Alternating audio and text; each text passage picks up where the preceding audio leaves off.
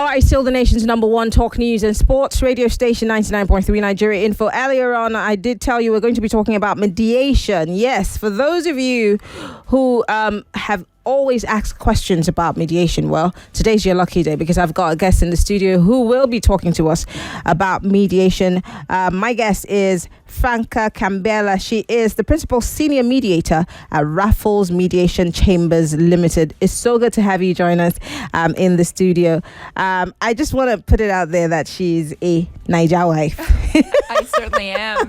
Thank you very much, Marianne. I'm delighted to be here. It's so good to see you. I am a very proud Naija wife of 31 years. Okay. So there you go. Yep.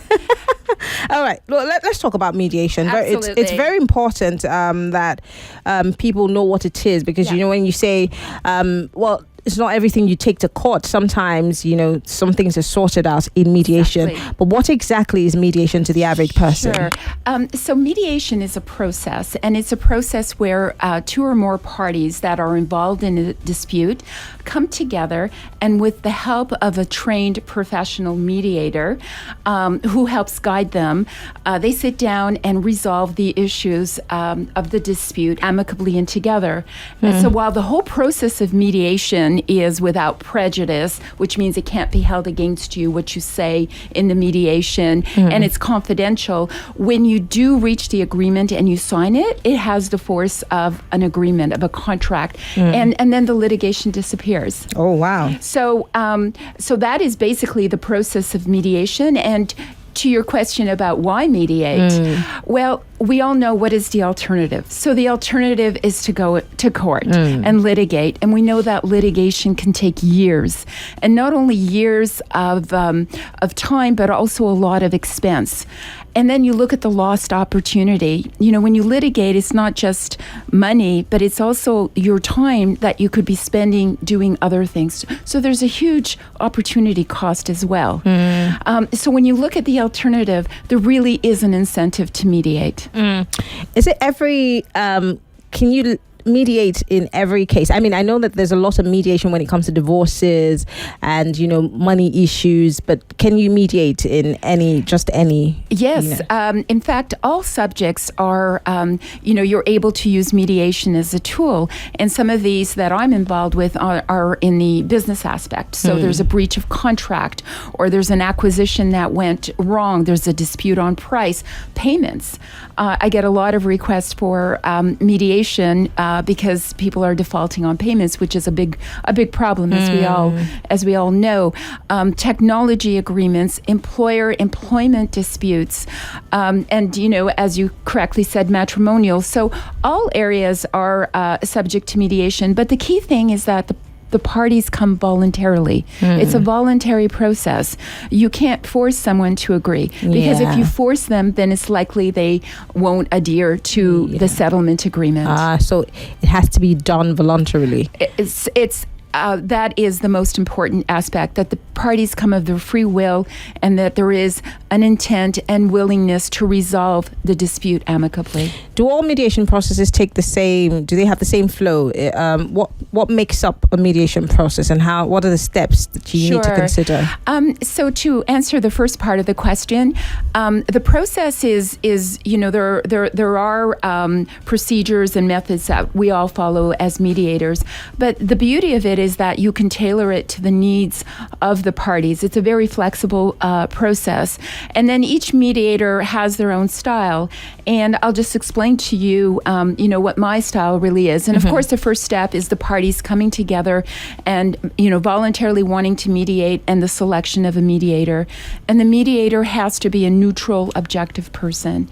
Then I, as a mediator, I'm very big on pre-mediation sessions. So that's when I review all the court papers. But then I sit with each of the parties so that I can understand their concerns and interests and get the real story. And then find out, I often say, if you had a magic wand, what would you want? And then I really hear what they want as a solution. And often it's not what you would expect. And then, of course, there's the mediation day. And on the mediation day, the parties come, they have their opening statements. Then we do a lot of talking about what the concerns are, what the issues are. Then we do brainstorming of solutions. We do that all together. What could be possible solutions? And then often I'll separate the parties into what we call private caucuses, where I speak to them individually to try and find out if there is a scope for a settlement. When I think there's a scope, I bring them together and we hone in on that settlement. And then finally, that settlement is put into a contract right then and there, and the parties sign. So they leave with a signed agreement, and the litigation is gone. And there's no need for the ugliness of the court. That's it. Absolutely. Lovely. So that's the process. So, I mean, like we all know, we started by talking about, who she is and the company that she leads. So we can all tell you that she's a professional mediator and she's got a considerable level of experience, which she's going to tell us about. What's been the most difficult aspect of mediation for you? Yeah, and thank you for saying that I do have some experience. I've been mediating for over 20 years. Wow. And I'm on the United Nations panel of mediators as Lovely. well. And I think over the years, what is a constant difficulty is when parties come to a mediation very emotional. And I try in my pre-mediation sessions to, sort of put a sort of not proceed or take time out when parties are very emotional. And if they can react the behavior of their party, it's times on pages, business when you hear those stories, so it can't be much. And one of these who have be take that off chat. I don't like it. And everybody are. Then what we there's other vessel. Take to address the different ways of emotion. Wow. I'm sure that you sat through a lot of these things, and then I don't think anything would take you by surprise. Have you seen any surprises yet? I think the surprises I've seen have actually been pleasant surprises when, I've done the pre-mediation session and, I'm the first to tell the parties, look, I think you guys should wait a bit longer before you go to mediation because you're really upset with each other or, you should wait and see how this pans out. And sometimes they say, no, we want to do the mediation. So we do the mediation and we go through it and I'm pleasantly surprised that we actually resolve it. Oh, wow. And I think part of it, too, is the technique I have. I joke around and say, you're not leaving till we're done. I'm locking the door. No, that's joking aside.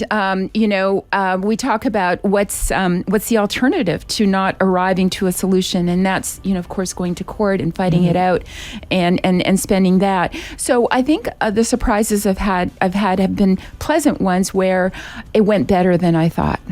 Interesting.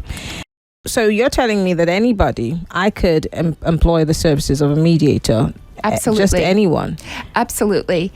Anyone can ask for a mediation, and what I do are called private mediations. So a party would call me and say, look, I have this dispute, I'm interested in mediation. But my first reflex as a neutral mediator is to say, does the other party agree? And after I hang up with you, I need to talk to the other side. Oh. And so getting both parties to agree is, a challenge sometimes. For example, this week I had 4 calls of parties wanting to mediate, but then unfortunately the other side wasn't interested.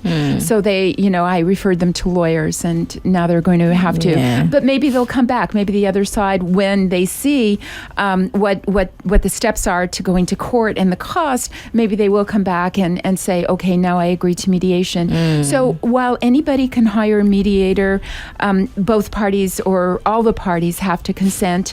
And as I said earlier, it can be in all subjects, all areas.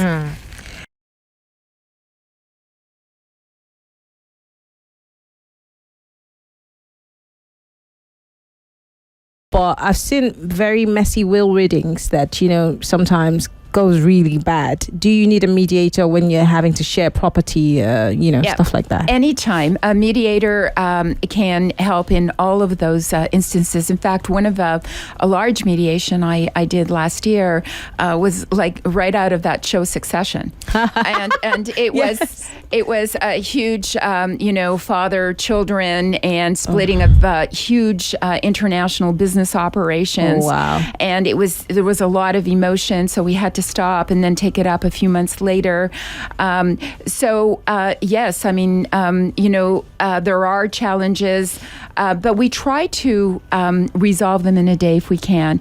And, in the pre-mediation stage, I can usually tell if we're going to be able to, succeed with mediation. And if I have some concerns, I will express the concerns and maybe take a back seat and wait a while until the parties are really ready. But yes, some of them can get messy. There are rules in the mediation room. For example, you have to be courteous at all times to the other party. And bullying. I'm very... it's not allowed. Not allowed. Not at all allowed. And if I see, a party's in distress, I will call a timeout and do private caucuses and speak to the parties separately. So as mediators, we have a lot of tools. Yeah, and you strike me like a sidekick and a counselor and everything all in one. And mummy with the cane too. No bullying. It's a lot. I mean, I can't imagine what you do. But let's talk about something that's of major interest to me, and that is the fact that Nigeria is a signatory to the Singapore Convention. Would you like to talk to us about that briefly? Yeah. So the Singapore Convention on Mediation is an international United Nations convention. And what it basically says is that if there's are two or more parties in a mediation from different countries and they reach a settlement agreement, then that settlement agreement can automatically be enforced in a country that has signed the convention. So it's very, very useful. And I'll give you an illustration. But I do want to say, very proud of Nigeria because they were one of the first signatories in 2019 when the convention was first presented. And then last year, Nigeria ratified the convention, which means it adopted procedures in Nigeria domestically so that if an application to enforce an agreement comes, it's done automatically. I see. And our talk today is very timely because it all comes into force next month. Yes. In May. And I'll give you an illustration. For example, you have a Nigerian party and an American party, and there's a dispute. They resolve the dispute through mediation. Now, I have to say, usually when a dispute is resolved through mediation, 99% of the times, the parties will adhere to it because they're the ones who made the agreement, right? Yes. But in the event that a party doesn't agree to it, the other party can take it and send it to the courts of the other party's country and have it enforced. So in this case, if the American party doesn't adhere to the mediated agreement, then the Nigerian could just make a simple application and have it enforced, and vice versa. Wow. So it really simplifies matters on the international level. And it's a very, very useful convention. And as I said, there are 59 countries that have signed so far, and Nigeria was one of the first in 2019. I wish, in fact, you know what? I'm going to have you come back so we can have more time because I know that Lagosians have questions about mediation. Absolutely. And so let's have a date. You come back another time and then we'll have more conversations around this. Absolutely. I would be delighted. And in the meantime, go to our website. Please do. www.rafflesmediation.com, and you'll have all our contact details. Shoot me an email if you have any questions. Go to my LinkedIn, Franca Ciambella. There's only one of me, so I'm easy to find. Shoot your questions over, and I'm happy to help in any way I can. Well, Lagos, Franca Ciambella is the principal senior mediator at Raffles Mediation Chambers Limited. Thank you so much for coming. And I like how she just quickly said, "I'm a Niger wife." FYI. Well, thank you so much for coming. Thank you so much, and your very nice husband. He's such a sweet guy. He just came and sat next to you, like, oh. Absolutely. We've been married for 31 years, and each day is a gift. Oh, thank you, Marianne. Thank you, Franca, for coming on the show.